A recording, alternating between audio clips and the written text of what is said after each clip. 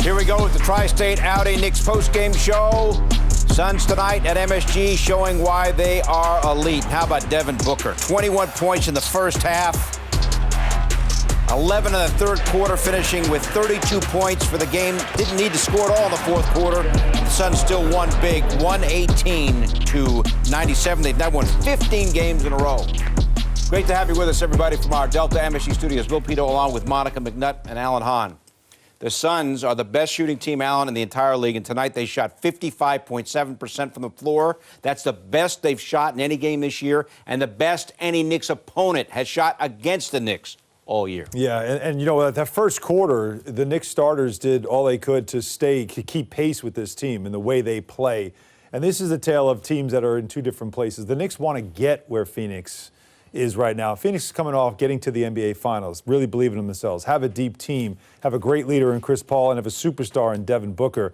The Knicks are still trying to build a team like this. They have the bench part, right, but the rest of it still has to be built. So this was a tough one. They are playing just lights-out basketball. They're killing everybody in the league right now. And the Knicks stayed with them for about a quarter and a half, and then at that 6-minute mark of the second quarter, it was lights out. The dreaded drought, it rears its ugly head, and so you're outscored in the second period, 24-17, which in and of itself is not terrible, but then you come into that third quarter and the drought continues, and this is a team that if you cannot keep pace with them, you are just out of luck, which was why my matchup to watch was Evan Fournier and Devin Booker, because Fournier has shown... You give yourself some credit for that matchup? Okay, listen, we got to find silver linings in a game like this. This is going to be one of them. Thank you very much. But Fournier has shown the ability to hit some shots. Now, tonight doesn't necessarily hold, but overall, there was no rhythm. It was a very drastic contrast, Hahn. Ran in only that, eight shot attempts for yeah, and you contrast it with the struggle, the pace, the no rhythm versus a team like the Suns that is just completely fluid and could get any basket that they wanted. Your point, the Knicks with a season-low 13 assists. Yeah. And how easy, Alan, does Devin Booker make it look? Well, you know what? It's Chris Paul makes it look easy for him. I thought Chris Paul, look, I said this at halftime when I noticed that Devin Booker took 17 shots in the first half. And something he said this morning was interesting when they were asking, because, again, Phoenix on the road for Thanksgiving. And he said, you know what, I laid off the wine last night because giving that up is nothing compared to what we're about to do tonight. And I listened to that and I thought, you know what, Booker loves to play at the Garden. Is he going to go for 50? Well, he had 21 at the half, put up 17 shots, and then went for 11 in the third quarter. And if this thing wasn't a blowout, perhaps he gets there. And Chris Paul was not looking to shoot. Chris Paul was looking to get Devin Booker easy baskets.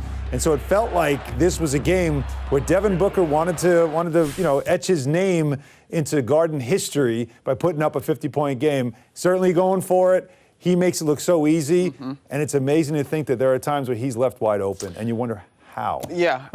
If you find anybody on the floor, yes, find that guy, right? Now, this is a moment perhaps where the Knicks should thank the schedule folks, although the Knicks have a back-to-back. The Suns play the Nets tomorrow, and so perhaps that stymied, what's the word I want? Stymied, thank you. A little bit of Book's time on the floor because they have a big matchup tomorrow, obviously. Yeah, we'll see if that streak holds up. Mm-hmm. All right, one of the positives for the Knicks as it continues here to continue, Monica, is Emmanuel Quickly. He went for 16 over his last 10 games. He's averaging 12.5 points a game. He's making the most out of every opportunity that he gets on the floor. And that's what you need from your young guys, right? Like, while he clearly can feel the difference of last year's playoff intensity and winning games and what you saw tonight, in terms of him continuing to earn trust from not just only Coach Tom Thibodeau, but from his teammates, right? I'm going to step on the floor and compete every time I'm out here, no matter what the score is. And his ability to kind of get off the bounce, get inside defenders, and find ways to create his shot is going to be so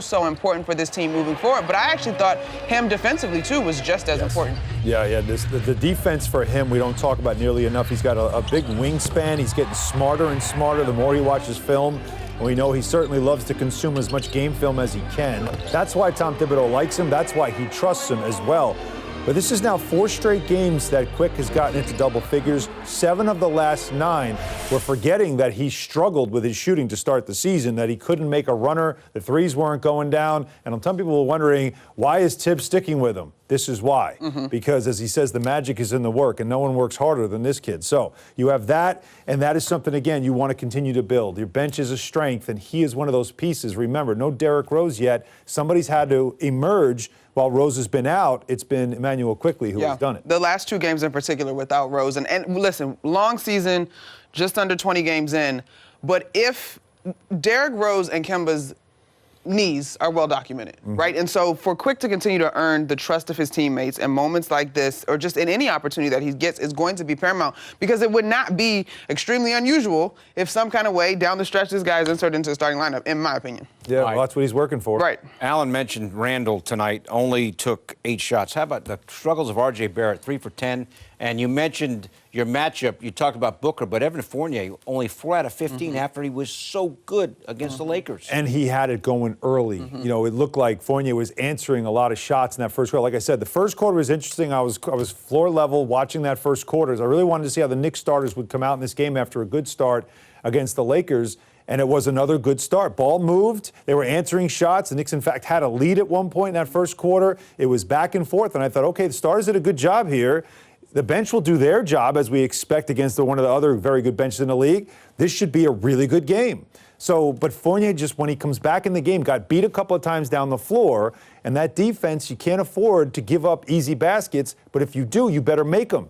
And he stopped making shots. The water turned off Evan Fournier. And you saw Tom Thibodeau quickly send him to the bench. This is why I am begging, pleading for the Knicks to find ways to get easy baskets. Because what happens with easy baskets, it's a double whammy. Not only do you add to the scoreboard, right, for this case, the Suns, but it is it takes a toll on the team that gave up that easy basket, because it's a duh moment, right? So then you're looking at each other as teammates. And so if you're not mature and poised enough to regroup, those become little paper cuts in terms of a bigger run. And so easy baskets are something that good teams are very good at finding. Well, the Suns, how about the Suns with the easy basket? Let me go back to again. But everything looked easy for them. Well, but again, I have to go back to saying, we said it in the pregame, Chris Paul is he's a floor general, like the old school way. We don't see point guards like this anymore, that organize an offense, that know who's open, who's got the matchup. He's a quarterback, and that's special. And then you have off the bench Cameron Payne, who's learning from him and becoming like that as well. They move the ball well because they have really smart facilitators who run the offense. The Knicks don't have that. So, they're trying to find that. In addition to Chris Paul, though, roles are very defined for this Sun squad.